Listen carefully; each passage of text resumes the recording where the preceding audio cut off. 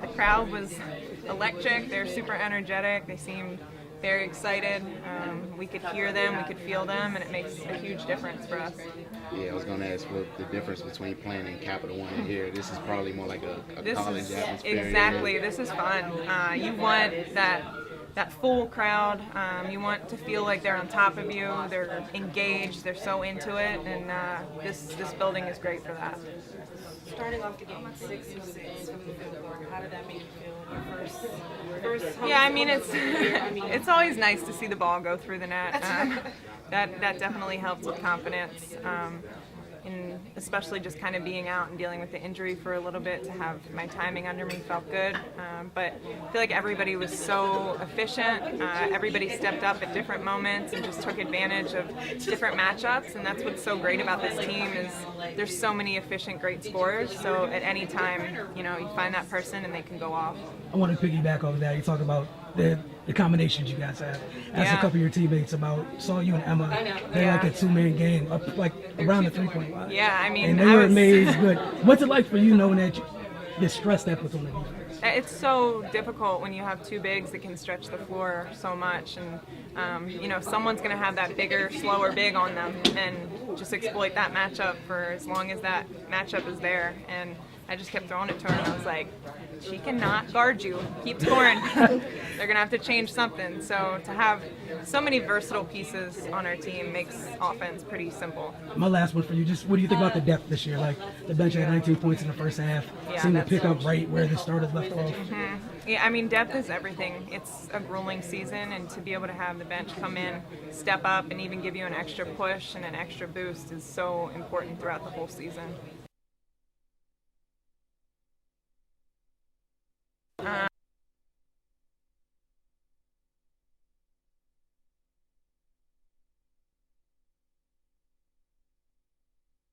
And the outcome, what you guys thought of it? I mean, it feels good to be home. It feels good to starting to play. Really, we had a whole week of practice, so it was fun to play against somebody else. And I think we had a good time together. I think we enjoyed playing together. Defensively, was that a big focus this past week? 'Cause you guys were sharp from opening to pretty much dribbles out of reach. Yeah, I mean, I think defensively it's something that we're going to get better at throughout the year. Of course, there's some things that we're good at, but there's also a lot of things that we can work on. So just got to keep working at it. And then for you personally, in the third quarter, at 12 points, what was the change in that from the first half where you kind of just erupted in that quarter? We have people on the team that they're really going to focus on. You got Elena, then you got Emma that were killing it, and then you got Toya that's making the mid-range shot, and then Chrissy that can hit the outside shot. For me, it's about just trying to knock down the open shot to, lighten up the load for them. That's really what it is. A lot of the times they're going to double them, and I got to be able to knock down the open shot. And piggyback off what you just said about them being other people that teams focus on, having Emma and Elena out there together at the same time. Oh, man, that is some fun basketball. That's all I can say about that.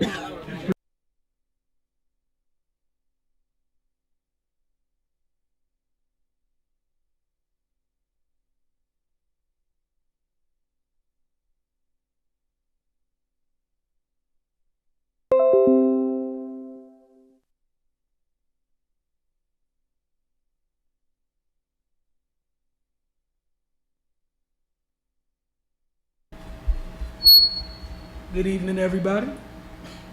Welcome to another edition of the Focus TV. We're happy to be here, man. So much has happened in the last week. Obviously, you watching the NBA Finals, it's 1-1. Let's talk about that a little bit later. Washington Mystics had their season home opener.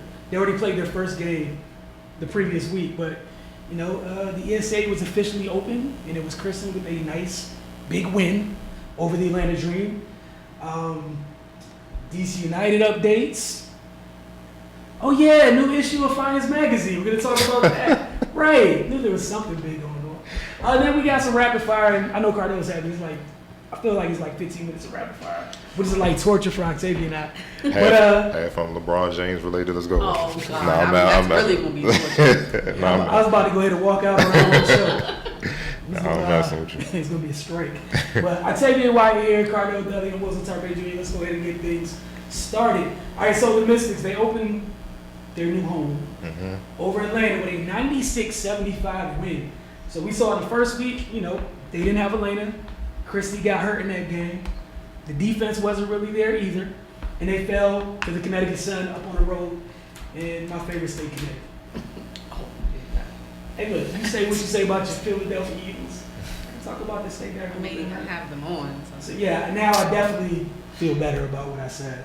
All right, but one of the big things that stood out to me, their defensive intensity. We got a chance to see what the Mystics could be when they're at their best on that end of the floor. Just how special, just how dynamic they are, and the ball pressure was crazy. For like 3 straight quarters, it was outstanding ball pressure. Guards refused to get screens to the point that when they were separated from their player, it was almost an offensive foul on the screener quite a bit. They did a good job rebounding. And then offensively, we already know how special this team is scoring. One of the things some people may have forgot last year was Emma Meesman was gone the whole year. So that whole relationship between her and Elena Deladon, which was still kind of new the previous year, we got a chance to see that, got to see some fun stuff. We got a 4 and a 5, or essentially 2 4s, having their way out near the 3-point line, initiating some actions. It was good times. Ariel Atkins, and right there, I'm gonna go ahead and give this to you. Talk about Ariel, the type of game she had, the impact she had on the game. I mean, she just, showed. This is kind of the first game she put it all together, not just with defense, scoring, assist and rebounding, but the efficiency in scoring. She led the game with 21 points. 72% shooting from the field, 57% shooting from 3. You can tell she's been working on the corner 3. Obviously, I think she saw early on, before she went overseas, when Meesman coming back, she was going to get a lot of opportunities when, Deladon is doubled, or when Meesman is doubled. She got to be ready to knock down shots from the outside, and that's exactly what she did. But for me, for the Mets, they set the tone defensively. That's what separates them. They can score the ball, similar to the Wizards. They can score the ball with anybody, but if they don't play defense, they're going to lose. Last year it kind of took them half a season to kind of catch on to that. It took one game this year. They just got to stay consistent. And you could tell they set the tone because they were active. They had 6 steals and 6 blocks, and out rebounding Atlanta 35-28. They shot lights out, 56% from the field, 36% from deep, 84 from the line. But it was definitely their defense, how they swarmed. Atlanta couldn't really even get off clean shots. It seemed like the only person that can kind of create her own shot was Coffey. Yeah. And everybody else was struggling. They was forcing it, complaining to the refs, because of the contact or whatnot. It was just an all-around dominant performance from start to finish. I just want to see if that translates to the road. That's my thing. At home, with that crowd, that gym, the energy, they never going to be flat. What I'm saying? They going to always be ready to go. But, that's just something I'm looking at. I also love seeing the combination of Deladon and Meesman for the first time. It's going to be hell for opponents. Their versatility, the high-low game, the way they can attack from so many ways, 3-point, mid-range, the post, the driving. You come with the double or something, they're capable passers. It's just, I just don't see nobody stopping that. But the thing that I really was impressed with, I think Tabal kind of have a bench unit.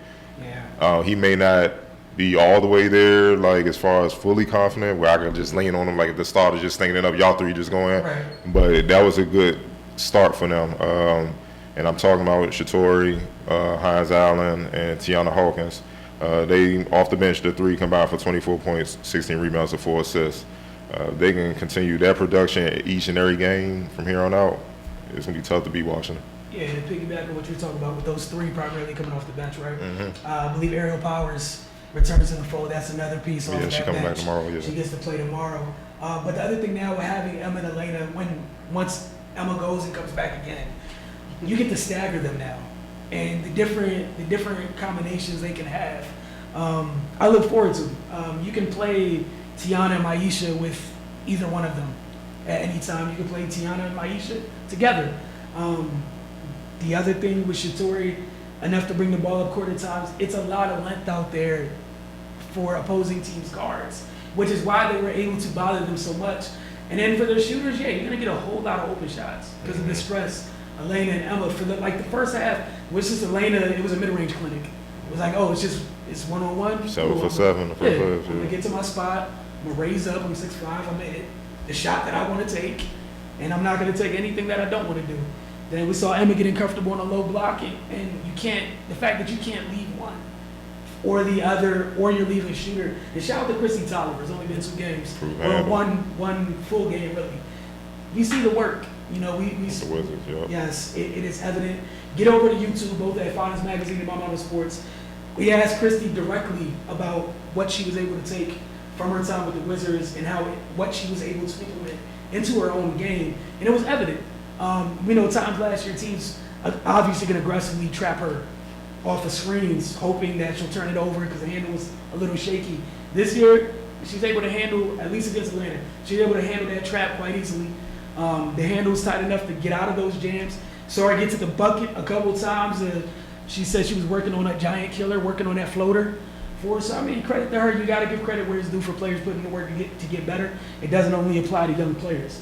As far as some other things around the league, again, the Mystics host the Sky tomorrow. Both teams are 1-1, so another chance for Washington at home to play in their new building. Courtney Vandersloot is leading the league with 9.5 assists per game. Shout out to Slooty. But just around the league, one of the things we want to talk about was the Minnesota Lynx and the Connecticut Sun are atop the league standings. They got out to a quick start. Minnesota's 3-0, Connecticut's 3-1. 2 players, 1 and 2 highlight, at least for me personally. Natasha Howard to start the year. 19 points, 11 rebounds, 2.5 steals, and 1.8 blocks per contest. John Quayle Jones, 16.8 points per game. We can pretty much say 17. 14.3 rebounds a contest, which leads the league currently. 1.3 steals and 2.3 blocks a contest. These are people's centers. This is what they're doing. These remarkable efforts thus far. Anything else you want to shout just from around the league? I'm gonna stick with the Lynx. Being 3-0, especially with all the injuries and people stepping away and retirement. But I'm also shout out the rookie Nafisa Collier, quietly going to work on the league. Only 3 games in as a rookie, she's averaging nearly 14 points, 5 rebounds, nearly 2 blocks, and a steal. 54% shooting from the field, 50% shooting from deep, 76% shooting from the line. I'm thoroughly impressed. She's doing it she's doing it all. And like I said, no one can replace Maya Moore, but she's holding the fort down right now, and that's why they're 3-0, you know what I'm saying? And kind of my disappointment right now when I'm looking at it, I know it's going to take time to gel but through 3 games, I got to look at the Aces, man, being 1 and 2. I know they lost to some strong teams, the Phoenix Mercury, Connecticut Sun, but Connecticut Sun, they're strong, but Phoenix Mercury don't even have Diana. Yeah, and I saw that you lost that close game. It's just, I know that it's taking time. That was Cam Ball's first game, kind of trying to blend with Wilson and whatnot, but really it has nothing to do with that. It's just their defense overall. I think they're the worst in the league. They're allowing 78 points a game, allowing opponents to shoot 37% from 3. It's going to be hard to win games that way. McBride is having an all-star season, averaging 16, 5.5 rebounds on 48% shooting from the field, 57 from 3, 85% from the line. But they need more from Plum. She's struggling right now. She's only averaging 7 points. She's shooting 32% from the field and 27% from 3. And last year, she's one of the best in the league. She shot 43. So they need her to step up, especially. They might have to give more minutes to rookie Jackie Young. I know Lambier's old school. You can try to make him earn it, but if those losses start piling up, you got to do what you got to do. But bottom line is, they have to become better defensively. I see teams trying to pick on those 2 when they're in the game and challenging their foot speed and making them have to work. Shooting from deep. That's why they're getting so many wide open threes. Those bigs don't want to come out and contest and leave the lane. So they got to figure out something. I think that's a great point. Again, because of all the talent they have, WNBA is not the NBA. It's not 82 games. Yeah. Sometimes, slow starts. You can't always dig yourself out this hole. And the rest of the league's not slow. They're not stupid. Yeah, get them in that hole before they figure it out. And then, hopefully you got to worry about them. The hole's too deep. All right, so stick with the WNBA to close out this segment. The preview. Why don't you go ahead and talk about the latest issue of Finest Magazine? Yeah, I have a new issue coming out today. It's a full WNBA season preview. I haven't really seen anyone put in it. They might do an article or a quick tweet or some post or something, but I haven't seen anybody really do a magazine. So with your help, I wanted to do a full magazine, full in depth. Like if you know nothing about the WNBA, you can read this issue and get an idea of what to look for this season. That was the whole point. We covered everything, each conference. You know, we even put ourselves out there as far as like players we may expect to kind of take that next jump with the league, possibly become an all-star. Just 10 players you need to keep an eye on throughout the league. Some standout rookies. Gave our predictions for the season, everything like that. So whatever you need is in there for you to just get a healthy jump start to like, I know what's going on with the WNBA. Then just pay the $17 and watch it. Man. Season pass. Watch all the games. It's nothing. $17 for the whole season. Just watch that, and you're gonna see some quality basketball. You know, we hear it every year.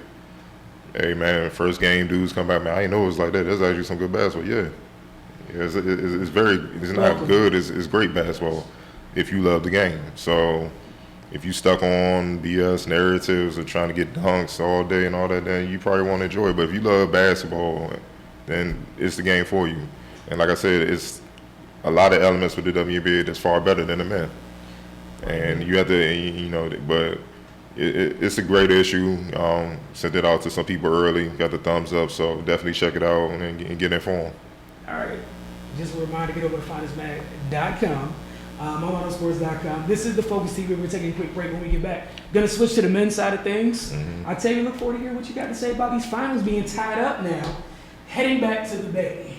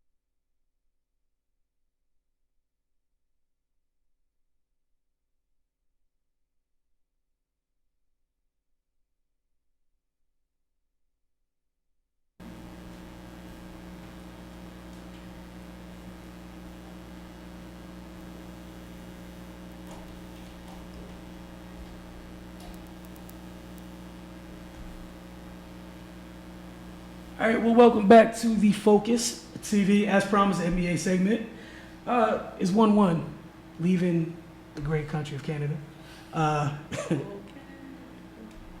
You guys anticipate this being tied up? What do you guys think about Golden State kind of getting the game after Toronto, you know, may have had that? I mean, I kind of envisioned this happening, at least in the first two games. I felt like Toronto would get game one. They have all the momentum. You know, they're coming off of a great series where they won 4 straight games. The Warriors were off for, 9 days. They have a bevy of injuries. They got a lot going on as well. And you got to take into consideration how important momentum is in playoff games. So although, yes, they did get a lot of rest, they weren't playing a lot of fast-paced games. So it's going to, me, it's going to take them some time to get back in the groove of everything, especially with the injuries that they had. Still missing KD, who's already been officially ruled out for Game 3. But, yeah, I wasn't surprised at all. I was expecting for Toronto to come out like that. But I will say Siakam was just, in Game 1, just amazing. I think he was 14 or 17, 32 points. He just played like he's been really playing all year. He just shined on the big stage. And their bench has still been alive, as we were talking about in the earlier series where they weren't there, but Van Vliet has still been on. Powell's still been on. So it's going to be a good series. But I expected Golden State to come back and win the second game. I didn't expect for them to come out so flat like they did. They missed the first 20 of their first 28 shots. And Steph was 0 for 6 when he first came out. And, of course, they were going back and forth through the reports talking about, is Steph feeling okay? You know, the trainer kept talking to him. He left the game in the first quarter, but he did return. And I just feel like they played like champions should. You know, they took a hard punch, and they came back. Draymond still pushing the ball, and their bench is still producing. You know, they got key help from Quinn, even Bogut had a couple of baskets. Sean Livingston with that great effort at the end of the game to grab that ball, to throw the ball to Iggy for the final 3 dagger with 5.9 seconds left on the clock. So I'm like, I figured this would happen. I'm interested to see how Toronto's game travels away from We Are the North and Jurassic Park or everything they got going on in Canada. So I'm excited for Game 3. I wish it was today, but it's tomorrow. Cardell? I feel like the Warriors took that one. And one great quote that the Hall of Famer Isaiah Thomas said the other day that I love.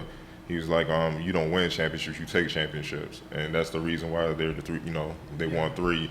You take them away. Raptors had every chance to win that game, go up 2-0, and put Warriors in the hole, and they just couldn't score when they needed to, or stop putting them on the free throw line when they needed to. That's what really kept the Warriors in the game, honestly, because first half they couldn't really score. The Raptors was locking them up, but the Raptors was getting better shots and scoring. And, you know, the Warriors were just nailing free throws. And, you know, you even heard the announcer saying this could be a problem in the second half when the Warriors kind of wake up right now. You putting them on the line, you keeping them in the game. Guard without fouling. But that's also a part of handling pressure, you know what I'm saying? They wanted that game so bad. They was just too amped. It was like, yo, just play smart. To me, what won the game was the Warriors' ball movement and, you know, the fear of Steph Curry going off like he did in the first game. Beginning of the third, you know, the Raptors were up 59-54, like I said, but the free throw shooting in the first half kept the Warriors in the game. Then the Warriors go on a 13-0 run to start the third, 7 points by Clay, before Van Vliet scored their first field goal of the quarter. So now the Warriors are up literally 72-62 at the 6:20 mark. Now you're 10 down just that quick. And everyone knows about the third quarter run. You know, same thing I heard about Isaiah Thomas talking about it. He like, I would love to know what the heck they doing at halftime, because it's consistent. That's what they do. They take teams out in the third quarter. So, you know, but then late in the fourth quarter, we'll go to State leading 106-94. You know, at the 5:39 mark, Toronto returned the favor. You know, they held them scoreless all the way until Iguodala hit that clutch 3 with 7 seconds left. During that span, Toronto scored 10 points. 5 points came from the free throw line, and the Raptors shot 1 for 11 from the field for 3-point attempts. That's why it's hard for, you know, teams to beat Golden State. They have when they have dry spells offensively. I'm talking about the Warriors. Mm-hmm. They can lock you up for stretches defensively. That's another reason why they're the current dynasty in the league. Also, the ball movement. Warriors had 34 assists to the Raptors 17. Honestly, which was led ironically by Golden State's front court. Draymond had 9, and Cousins and Iguodala had 6 apiece. The movement from Steph and Clay, who was on fire until his hamstring issue, you know, occurred, it scared Toronto so much that when Clay went down, Toronto literally went to a boxing one on Steph, like this is high school. So they was just daring, and it worked because they couldn't score. I ain't gonna knock it. People knocking it, but you do what you got to do to win. Yeah, especially in the finals. Yeah, exactly. I mean, no one else could hit shots during that span. They was like, we ain't gonna let Steph get hot. So, you know, hey, somebody else beat us. They didn't score until Iguodala hit the 3, so it was close. But like I said, take championships. They did what they had to do. And the thing people don't realize on that last play, when Steph passed to Livingston, he actually cut straight to the basket to get it back. But Livingston poised, had patience, saw the whole defense shift to Steph. Mm-hmm. Iguodala's wide open. Yo, go ahead, take that. You know what I'm saying? We up. So we got room for error. He knocked it down. That's trusting your team. And those are little things where when the Raptors down the stretch, that 1 for 11, it was literally one pass, dudes was jacking threes. Kind of the same thing you've been seeing all throughout the playoffs with teams that eventually lose with the Rockets and In Philly, it's a common thing. They take these hero threes and they end up losing instead of calming down. Yo, let's get a good shot. Run your offense and get a good shot. They feel the pressure, and that's the thing, and that's reflective of the point guard, Kyle Lowry. He got to step up. You know, I mean, it's not even a contest right now. Actually, Van Vliet is playing better than him. Definitely. It's not even close, you know, and it's bad Kyle, you know what I'm saying? I mean, I see him trying to make up for it on defense. He's still playing tough ball. You got to do something offensively. And right now, you know, his past history shows we can't trust that he will. Now you're going to go to state where they're going to be eating their home cooked food, sleeping in their bed. They're going to be a lot better.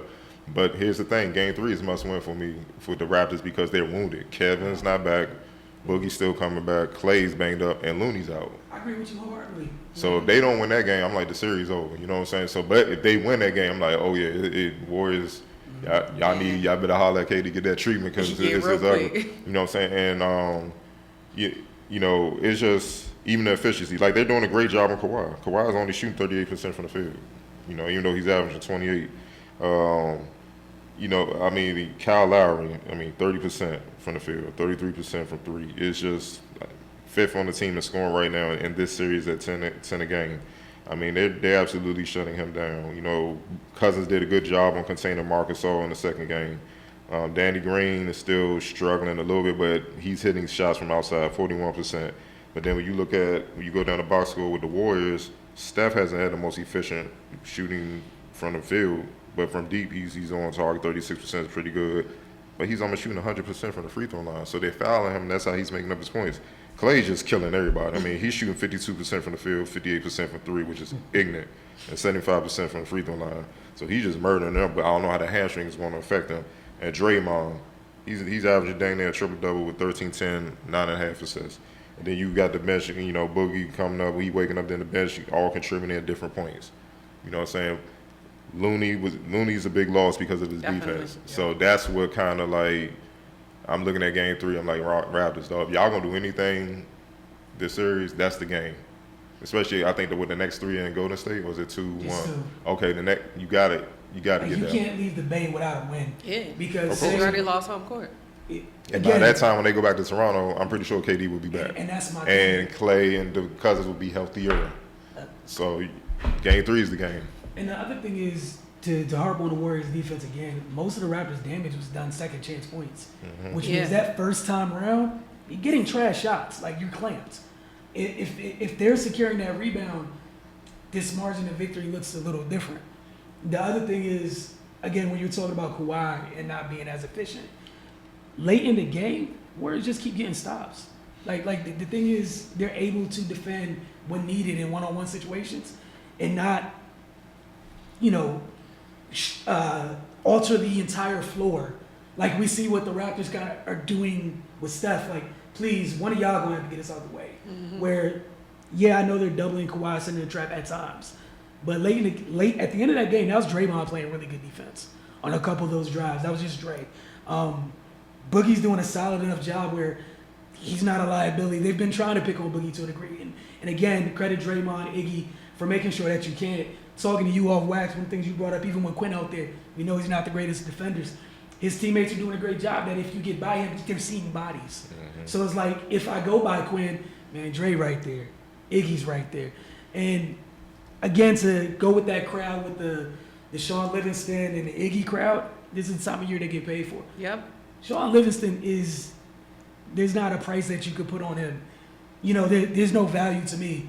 Because for this time of the year, that's a sound person. It's another ball handler, and it's just another calm piece. And I don't think people understand. He's 6'7", 6'8" with nothing. He's not a 6'3" point guard. So when he's on the floor, you got him. You might have Clay out there who's 6'7". Then you got Iguodala who's 6'6", 6'7". Then you got Draymond who's 6'7".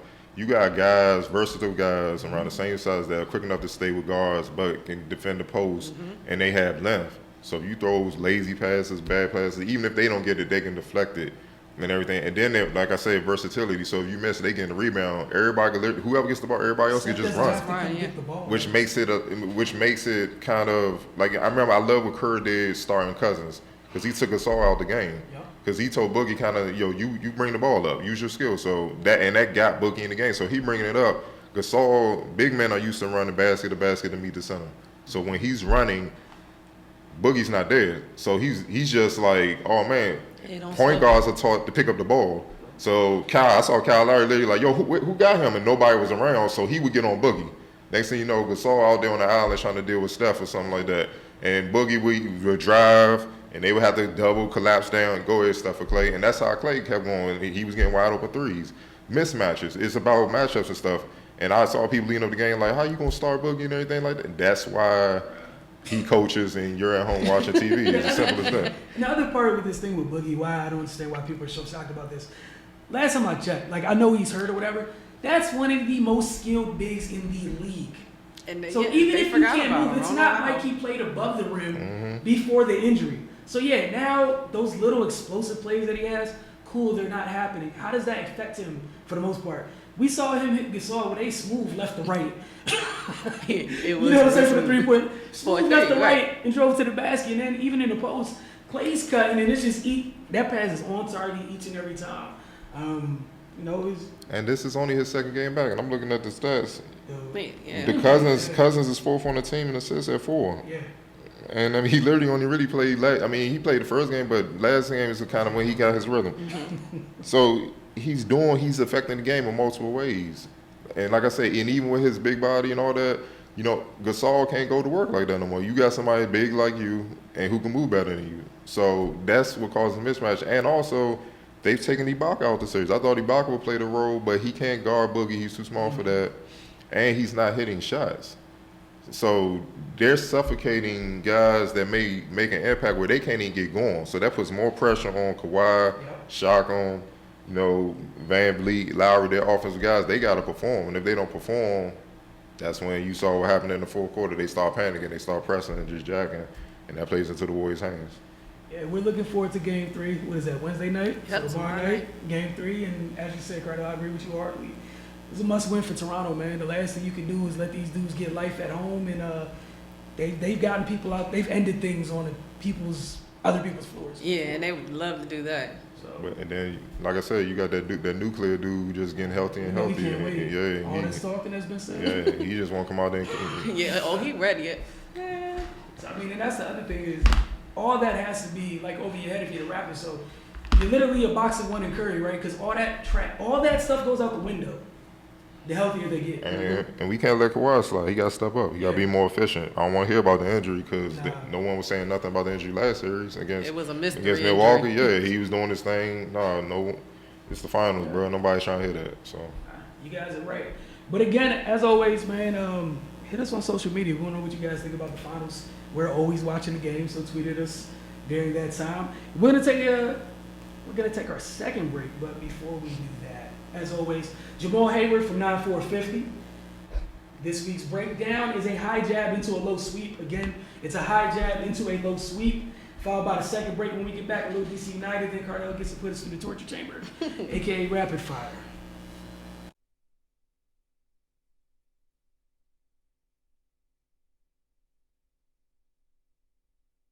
So here, take your time. Here. So look where his left hand is at. Come back. Look where his left hand is at. So I'm here. The jab, right? I'm hiding the ball. The jab is over the head as he comes back. So here, take your time. Here. So look where his left hand is at. Come back. Look where his left hand is at. So I'm here. The jab, right? I'm hiding the ball. The jab is over the head as he comes back.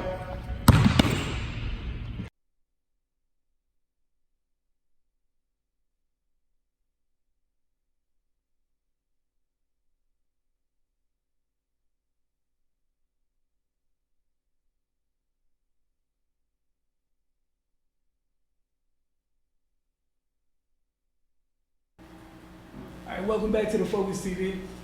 As for DC United, it wasn't quite the results they wanted. They had 2 home games last week. They ended up drawing both of them on Wednesday.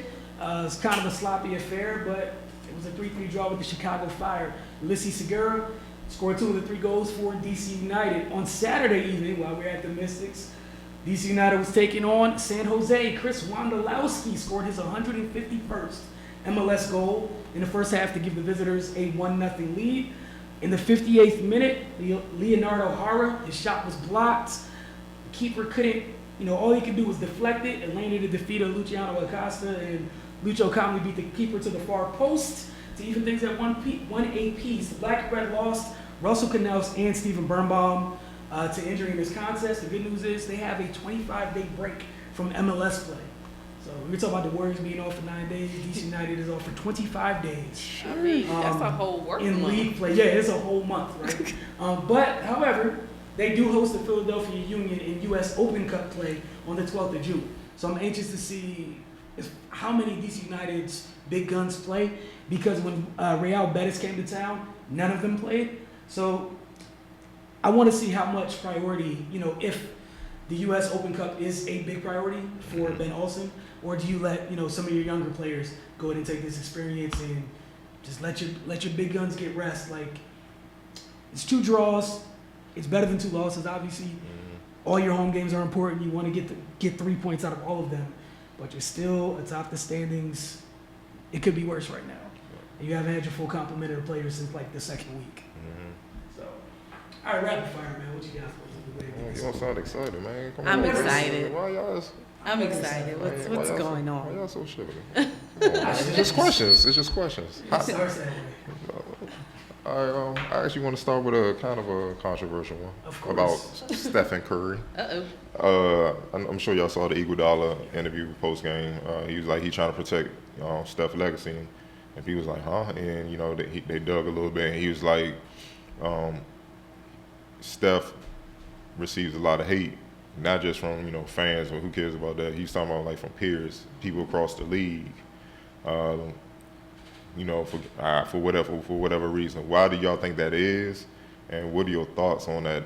To me, just hate that comes out of nowhere that shouldn't even be there, because Steph is actually one of the best people you could be around, just from my interactions when they come to town and all that.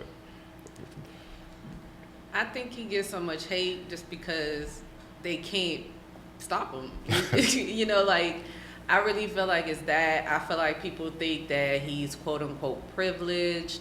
I think that people think that, he's too much in the limelight. You think about not even just basketball things. His wife is involved in other things, and so much stuff is centered around his whole family, whether it be him, then, him and his brother playing against each other, and then his parents being there. Like, there's always a storyline around what Steph is doing. And I really think we talk about DC sports and people in DC all the time being a crab mentality. Like, it's like that other places as well, although we feel like it's real strong here sometimes. It's like that other places as well. I really just feel like that people think that he gets too much credit for being a great shooter as opposed to being a great player. So I think that they give him a lot of hate for that. I think a lot of people look at him as a one-dimensional player, like, oh, all you can do is shoot. I feel like that's what they look at because that's what's talked about all the time. So it's nothing but hate. To sit here and say he's not one of the best point guards in the game is crazy. Not saying he's the best, whatever. Everybody has their own opinion behind it. But I definitely do think he gets hate from his peers, like during games. Like, I know you talked about when they played Houston, what Chris Paul did. Small little stuff like that. Like you said, would he do that to somebody else? I just feel like it's just like especially the older point guards, because their time is kind of running out. Like, not saying like they're not good anymore. You said Chris Paul? Yeah, like your time is kind of coming to an end, and nobody wants to see their quote unquote replacement going all out. Because Chris Paul used to be the face of point guards back in his prime. But I just feel like, it's just pure hate because they can't stop him and they really want to. But here's my thing.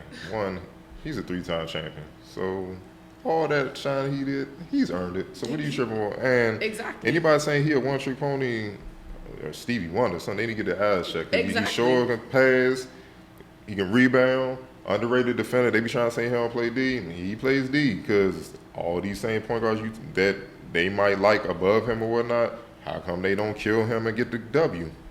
You have every chance to, or they hide on him. Well, you do a lot of pick and rolls where they drawing on him. He's got another NBA player, so why don't they do it? I mean, he couldn't hide in the last series in Houston. He had Chris Paul and James Harden. So what happened? So my thing is, I mean, let's get to the bottom of it, because those same players that hate on Steph, and he don't bother him, he humble, he do his thing, they go out their way to pump like LeBron. And I'm like, LeBron has done some wonderful things, but he's done some suspect things himself. But he don't get that type of hate from his peers. It's just like, well, whatever. Or they just be quiet because they feel like if they say something, then the media lash out at them. Like when Kevin said in the article about like, it's the media's fault that no one wants to play with LeBron. And I thought he was actually telling the truth with the media, and then they get on there saying Kevin's sensitive and all that. But if you read the article, he wasn't the only one that said that. Greek Freak said the same thing. Trevor Ariza said the same thing. And Kawhi Leonard said the same thing. Why didn't they bring those guys up?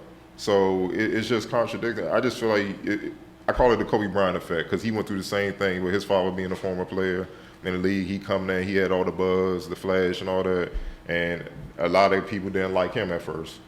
Steph kind of going through the same thing, but the thing is, he go out his way to kind of stay under the radar. Like, yeah, he do his commercials and stuff, but he don't. If he's not doing post game or commercial, you don't hear from him. He's chilling. He got his little reality show. Yeah, he don't have his agency ain't out there starting shows and pumping out narratives through other reporters to keep his name in people's minds and stuff like that when he's not around playing.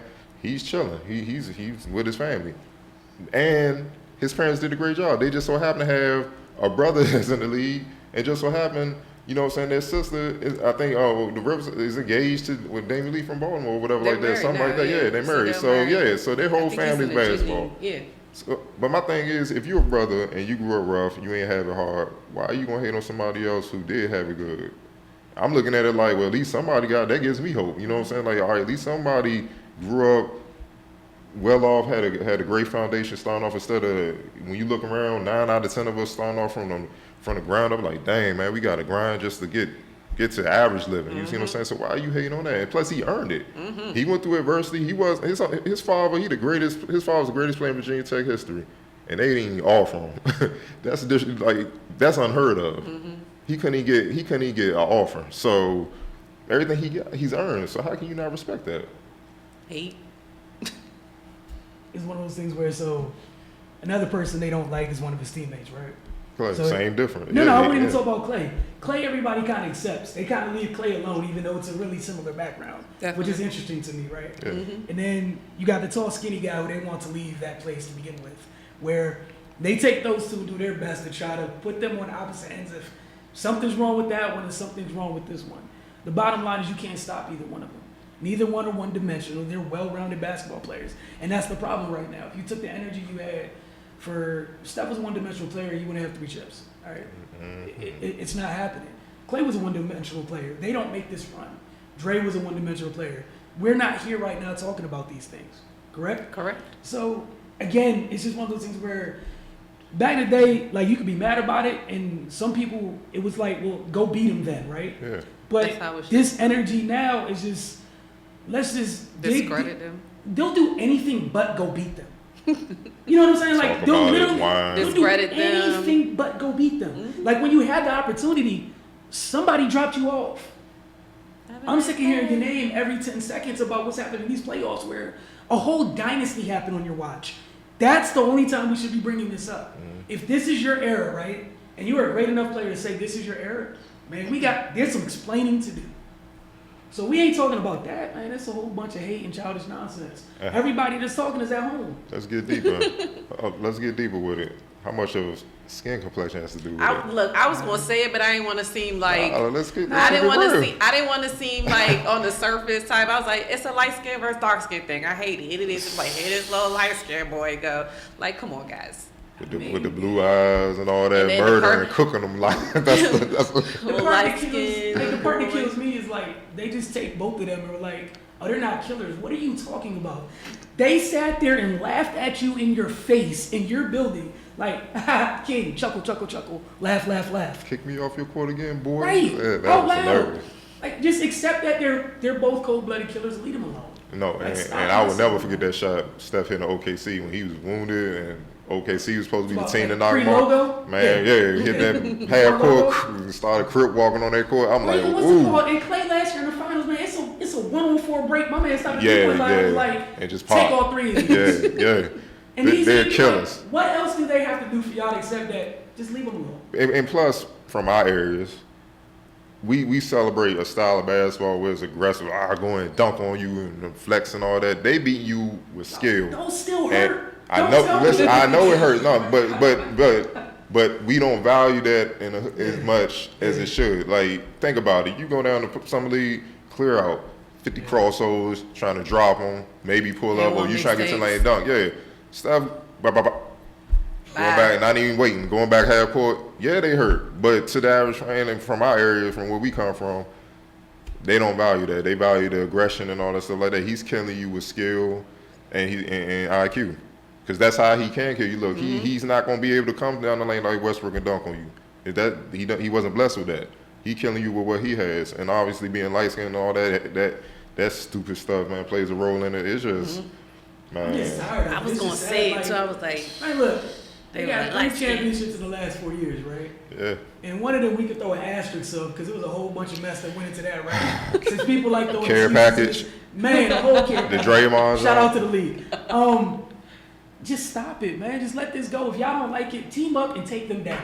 Just do it. But again, if no one wants to team up with you, that's your own issue, right? Like that's a personal issue. I Let won't want that to be on be. his team neither. He's gonna try to ship you somewhere else. Right? Just let that be. And then I really don't understand. I'm sorry. So you get to your next question. Like, to get mad at Steph for being unselfish, right? Get mad at Kev for being like, oh, I just want to fit in. So we're literally mad at a group of guys who enjoy being a team And play the game the in right a way. team sport. Called sacrifice. Like, let's sit back and think about that for a second. Instead of celebrating a team, we're mad and trying to poke holes in places like whose team it is. Why does it matter?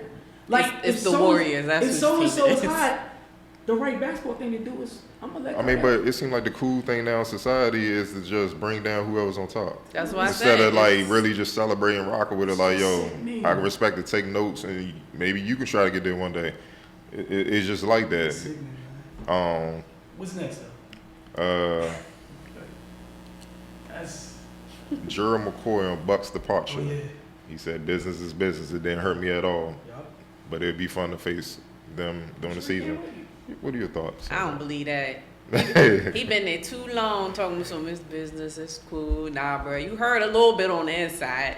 And deservingly so. He's been there for a while. He's been the staple of the team. And, you know, they let him go for whatever reasons. But if he wants to, you know, say business is business, it is. But I feel like that won't hurt him a little bit. Especially if it was unexpected. I don't know if it was unexpected. But I don't know the whole back story of that one particularly. But yeah, I'm sure he's already circled, you know, that game Me on the too. calendar. Both games. Like, yep.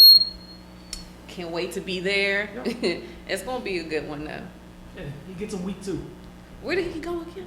He's in Carolina. Carolina. See Tampa Bay. See, I don't know why in my head I was still thinking about the Ravens because they were saying the Ravens was the front. Ravens, Browns. Front You runner. locked in on that team on your shirt or too I much. mean, I That's the should problem. be. Oh my lord. All right, so Man, let's move on, man. yeah, for Gerald McCoy, it's a good look. Like it's one of those things where if someone doesn't appreciate you, man, go where you appreciate it. Definitely. Because they literally just didn't want to pay you, and it's not like you didn't deserve it. Your resume, Yeah. you put in enough work to do it, and that's what makes the NFL the NFL. So again, come week 2, and I have no rooting interest. Hope Gerald McCoy wins. That's it. DeMar DeRozan in the interview, Taylor Rooks said on his departure from the Raptors, I was the sacrificial lamb. His quote is, honestly, I don't think I even said this. I probably said it to my own inner circle, but if it wasn't for all the years and groundwork that I did before then, none of them things going on would have been possible.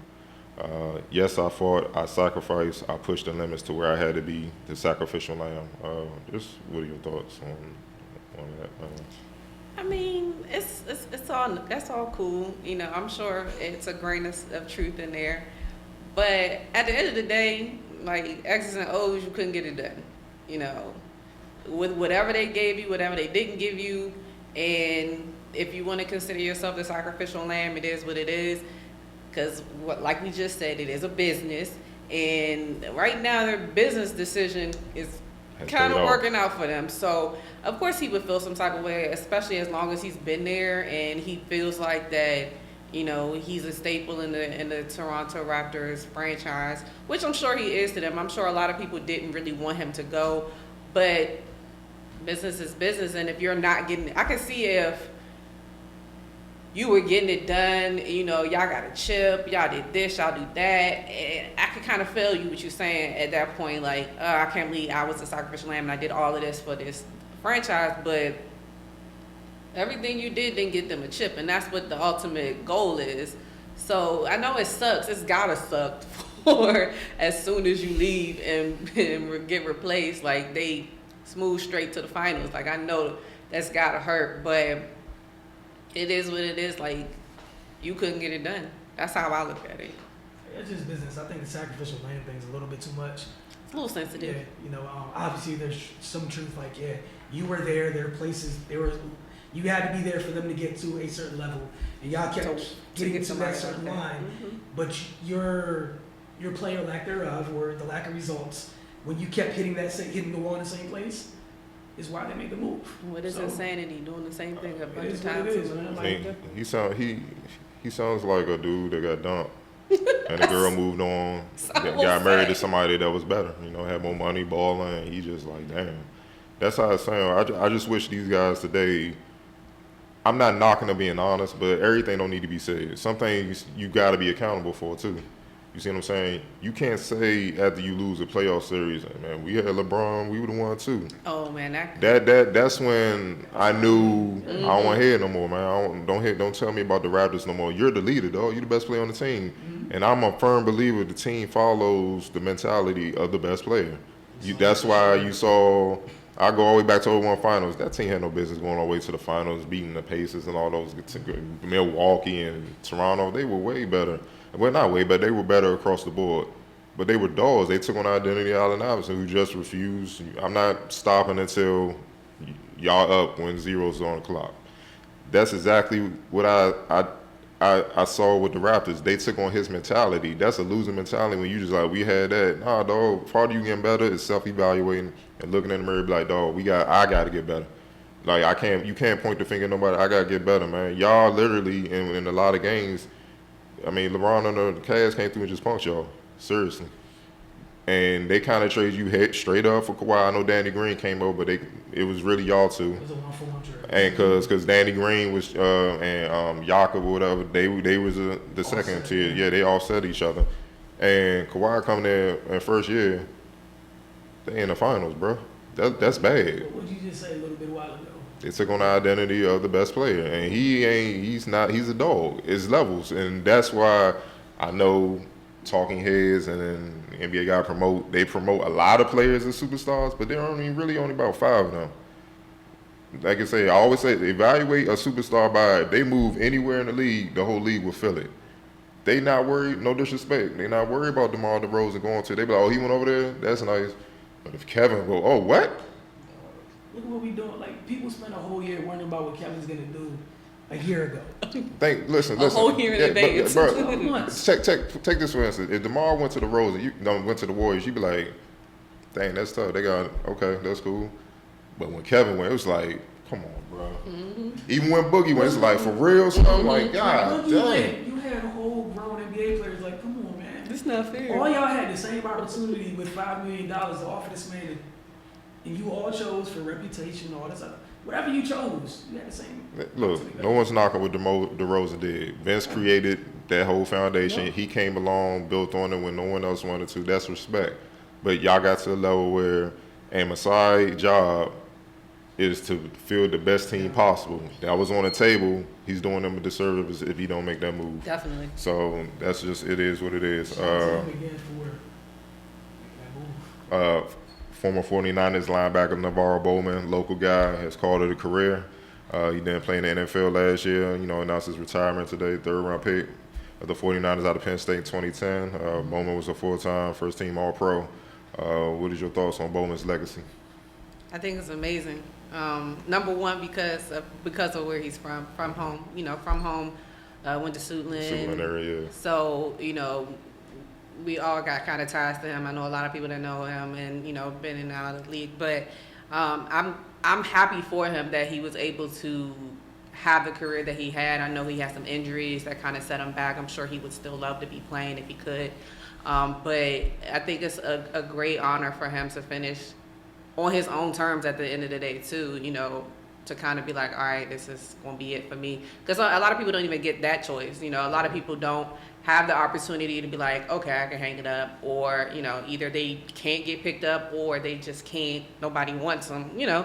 And I'm sure if Navarro was still healthy, there would be people at the door wanting him to play. So for him to be able to, number one, be a grown man and make that decision for himself and for his family, I think that's a great thing as well. But hats off to him. That was a great career. Yeah, I mean, it's sad because it's one of those things where for 4 years the Niners had one of the most historic in line. It was one of, no matter what happens, that period when both of those dudes were healthy, it's nice. You can put that up against any inside linebacker duo in history. And another guy, Amara Brooks. Yeah, it was tough. So I'm just sad because we got robbed from both of them. If they both didn't get hurt, you know, Pat hurt his feet. That's why he walked away. And his thing was, his feet is what made him different. Mm-hmm. If I can't be me, I'm gonna be a regular dude.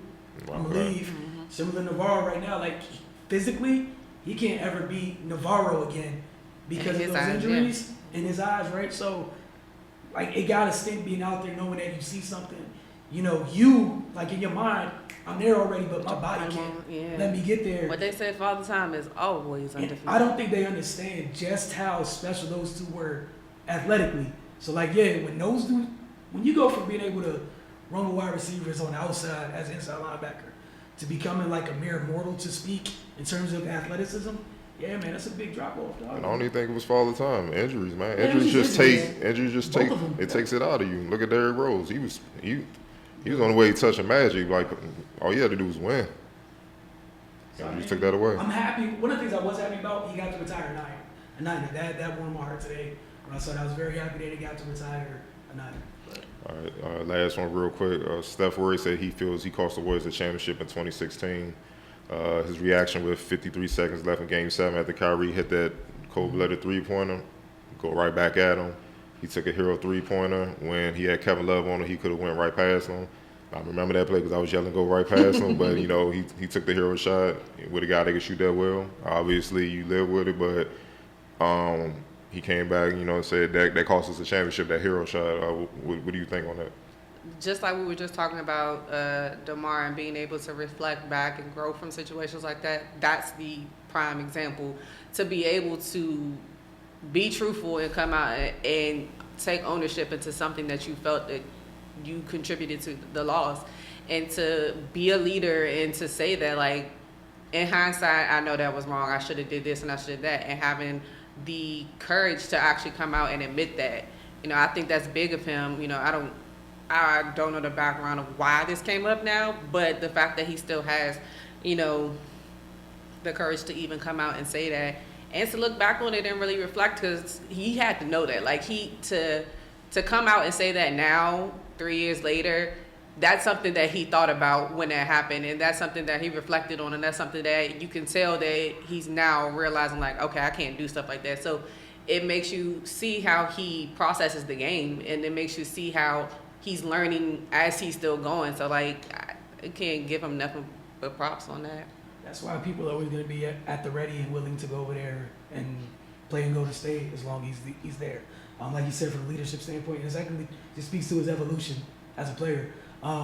Because, like you said, what he said, his first instinct was to go get that shot back. Now we see him, a lot of the shots in those moments, he's taking better shots, even though that situation, like you said, he could settle for that 35-footer because you got it. Mm-hmm. We see him a lot more now. He'll go hit that floater, drive past the big a little bit more. He learned from it, so I appreciate the honesty. I mean, Kevin Love actually retweeted, said, facts, you could have went past it. Like, I know that, you know what I'm saying? But if you're a competitor of any type, if you got any competitive nature in you, the losses and failures eat at you. You remember those a lot more than the victories. I'm sorry. Like, I know I do. Like, all the bad, I can tell you just like that. But some people come up to me, be like, you remember that play? I'm like, I don't even remember the good plays. It's just especially on that level where they literally were the first team to drop a 3-1 lead and In the Cleveland came back and finals, won. Oh, you remember every play that led up to that. Y'all remember everything, and that's what makes them what they are now. And a lot of players, and that's what I'm saying in comparison to DeRozan, accountability. That's how you get to the next level. Like, that was on me, dog. He ain't the first superstar to fail. A lot of Tragic Johnson, you know what I'm saying? Jordan couldn't get past the Pistons. It's a lot of guys that failed their first time. I mean, people forget Shaq and Kobe's gonna be blown up if they ain't beat Portland in that series. Remember, it was 4 years in them trying to get over the hump, and they was gonna blow that thing up. They was tired of Kobe, you know what I'm saying, with the young boys. When we need to get some veterans in here to take advantage of Shaq prime years, but they came together right away. It's the accountability that separates superstars from all-stars, and you see it. It's not just with Steph. You see it across the board with that team, and that's why they're on top. You see a lot of superstars, and it's the poise, and that's maturity.